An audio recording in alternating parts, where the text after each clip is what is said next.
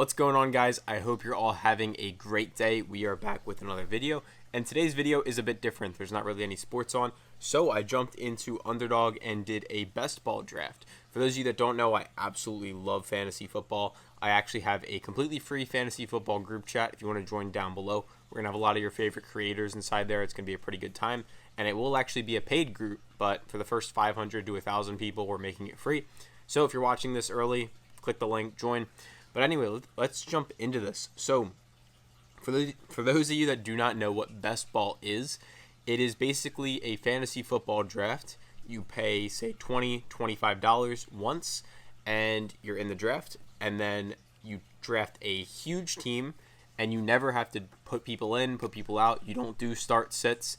They literally just take all the players on your team, and whoever scores the most, they add it into your total. So basically, you have like a quarterback, you have like 2 running backs, 3 receivers, and you draft like 8 receivers, a ton of running backs, and whoever scores the most, they add those into your lineup. And then they put you against a ton of people. And there's like 600,000 people in this one that I just entered. The prize pool is like 15 million. And again, this is all an Underdog. So if you're interested, go use our code PISTONS. You can get a 2 times deposit match, I believe, or 50% deposit match. They also give you a free winner in the pick'ems. So it's a no-brainer. And yeah, let's jump into this one. So I'm right here, Billy H17. And best ball drafts are very centered around taking wide receiver heavy builds. Reason being is you start 3 receivers and you have a flex and you only have 2 running backs. Running back can be a flex, but most people opt for the receiver route. For this one, I went with a bit of a different type of build. Typically, most people will do stuff along these lines, like this guy Scott did here, where you're taking tons of receivers early on and it fills out your team pretty well.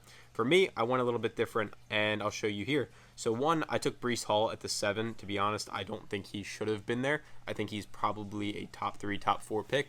Again, this is half PPR. You are starting only 2 running backs plus a flex.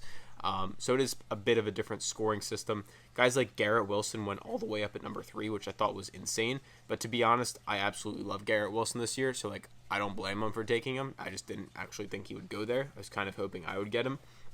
Second round, Jonathan Taylor was on the board. I actually really like Jonathan Taylor this year. Jahmyr Gibbs was actually sitting there as well right before me, but I got sniped on that one. So ended up taking Jonathan Taylor. Third round, Cooper Kupp. Literally just got my first receiver. As you guys know, fantasy group, we give you guys drafts, lounge. You can hang out and talk with everyone in here. This is completely separate from my sports betting stuff. I have an Instagram account. You might have actually seen it.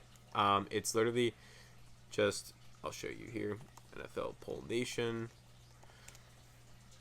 I have about 107K over here now. You guys can go check it out. I post reels pretty much every day on here, just sports picks, sports opinions, all that good stuff. So go check out that over there. Third round, we went Cooper Kupp, just basically making our receiver room look pretty nice. Kelsey was sitting there in the 4th for us. To be honest, I thought he should have went probably late 3rd, but we'll take him. And then my favorite pick in all of fantasy this year, not even close, is Anthony Richardson. He averaged more points per snap than Jalen Hurts, Josh Allen last year. I get he only played 4 games, but the upside and what he actually showed is absolutely huge. And then also he's playing under Shane Steichen. For those of you that don't know, Shane Steichen basically was the coach of the Chargers when Herbert broke out on offense. Then he went over to the Eagles, and Jalen Hurts went from being an average quarterback all the way into an MVP caliber season under Shane Steichen. Steichen left the Eagles went to shit, and then Steichen went to the Colts. And last year, Anthony Richardson was amazing for the first few weeks, and then Steichen still put together an amazing offense with Gardner Minshew after he got hurt. So I'm, to say the least, very excited to watch Anthony Richardson next season. Same thing with Jaden Reed. I actually really wanted to take him. He was the wide receiver 9 over the last, wide receiver 8 over the last 9 games of the season last year in terms of points per game. He averaged about 17.5 points per game in the last 9 games, which is absolutely insane, and you're able to get him in the 5th and 6th round in your redraft and best ball leagues. So Jaden Reed is an absolute steal. I don't know why. Like, it makes absolutely no sense to me that guys like Hollywood Brown are going over him. Like, zero at all. Hollywood is a good player, don't get me wrong. I get he's going to a better offense, but his stats since he left Baltimore every single year have just gone down and down and down. Literally the last 3 years, you can go look, fact check me on it. It's just gotten worse and worse and worse. So the fact that Jaden Reed, for some reason, is going behind Hollywood Brown is just insane to me, especially with Jordan Love breaking out and all of that now. So, yeah. Next round, I took Rachaad White. This is actually, I believe, my last running back I took. I think I only took 3 or 4. And Rachaad White, he literally was second in the NFL in carries last year, so we should be able to see him get considerable amounts of volume. They only brought in rookie running back in Bucky Irving, and he was a day 3 pick, so not much competition, and he is due for some positive touchdown regression. Didn't really score a lot in the red zone last season, so we're going to take him.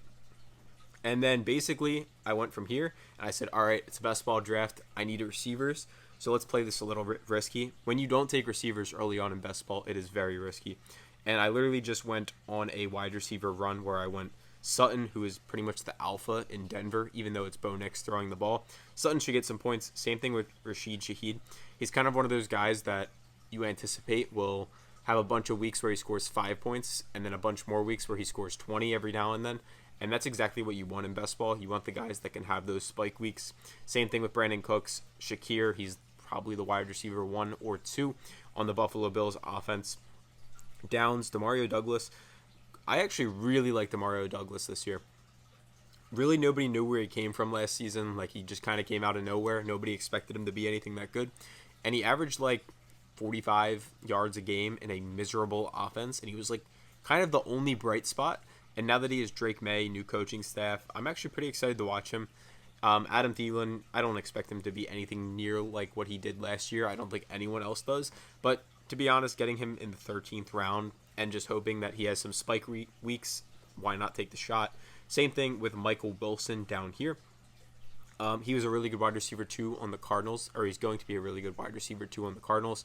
Last season, he had Josh Dobbs and only Kyler for a couple weeks, and he was able to put up about like 600 yards, which is pretty good for a day 2 rookie out of last season that didn't really have many expectations. So I thought, why not just take a stab at him? Matt Stafford just to back up Anthony Richardson pretty much. Mike Gesicki now that he is over to the Bengals. Joe Burrow does like throwing the ball a lot to his tight ends, so I thought why not add him in. Keaton Mitchell, he unfortunately had a really big injury at the end of the year last year, which sucked because this guy was so fun to watch. But assuming he's fully healthy to start the year, I see no reason why he can't be a good backup to Derrick Henry and then come in on passing downs every now and then and be more of that receiving back. And then lastly, just Tank Bigsby. He had a very bad rookie year, to be honest. He was majorly had a fumbling problem. I believe he fumbled in like his first like 2 NFL carries or something like that. Don't quote me. It was pretty bad. But we took Bigsby in the last round of this draft just because if ETN does get hurt, and there is a chance because ETN does have an injury history, that Tank Bigsby could get into that RB1 role and possibly move up and make some starts on our team. So to recap all of that, here is what the team looks like on the right side. Richardson and Stafford, and as you can see, the bye weeks are different, which is something you want to look out for. Guys, by the way, all this is done on Underdog, so you can go join them with the code and jump into some of these drafts. Join our Discord. We're going to have a bunch of people starting those up, I believe. And you can see I went RB heavy on this. This is pretty like contrarian. A lot of people that do best ball drafts will typically tell you wide receiver heavy is the move, and I do agree to them with some extent, but it's always worth it to take a shot on some drafts like these. Last season, I took CJ Stroud and Tank Dell in like the last 2 rounds doing this strategy. Worked out pretty well for me, to say the least. I won, I think, like $250 off a $25 entry, and I only entered in like 2 or 3. I mainly just did normal mock drafts, didn't do too much best ball. But this year, thought why not have a little bit more fun, do a few more of them. You can see these are the running backs, just basically banking on these 3 to do all the work. And then the receivers, the goal here is Cooper Kupp, get me 15 a week, and then the rest of you just try to have 2 of them have a spike week or 3 of them have a spike week every week. And I think it's realistic that 1 or 2 of these 3 guys will be able to put up 20 a week, and then hopefully some of the others can reach 10, 15, have a good week. And then down here at tight end, there's no need to really explain it, but Kelsey and Gesicki, those 2 will get the job done as long as Kelsey stays healthy, just like he does pretty much every single year. So yeah, that's the overall draft. By the way, guys, join the Discord. As I said, we will be dropping more stuff in here. We're going to have a lot of content creators that you really like seeing. And yeah, I'm going to cut it off there. Hope you all have a great day, and I will see you with some more pick videos pretty soon.